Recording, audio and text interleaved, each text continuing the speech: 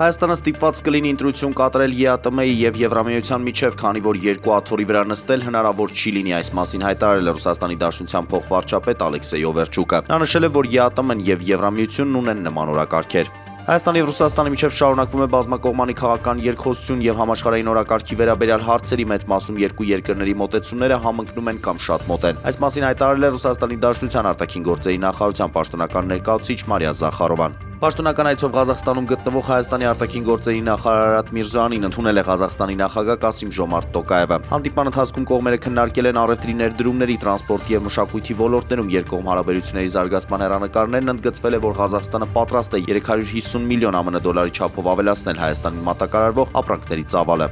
Հայաստանի Հանրապետությունում ԱՄՆ դեսպան Քրիստինա Քվինն այցելել է Սյունիքի մարզ, այս մասին հայտնում են դեսպանատնից։ Քվինն ամփոփելով իր այցը Սյունիքի մարզում ընդգծել է ԱՄՆ շարունակական աջակցությունը խաղաղությանն, ընդհանուր տնտեսական բարգավաճման ապահովմանն ու մշակութային ժառանգության պահպանությանը։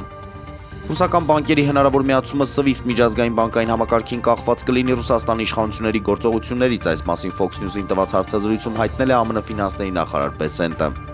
Հայաստանի հոկեյի հավաքականն աշխարհի առաջնությունից առաջ կանցկացնի վերջին ուսումնամարզական հավաքը։ Հոկեյիստները կմարզվեն ապրիլի 1-ից 12-ը Երևանում Գեղասարքի եւ հոկեյի դպրոցի Սարցե արենայում, որտեղ կայանան մրցաշարի հանդիպումները։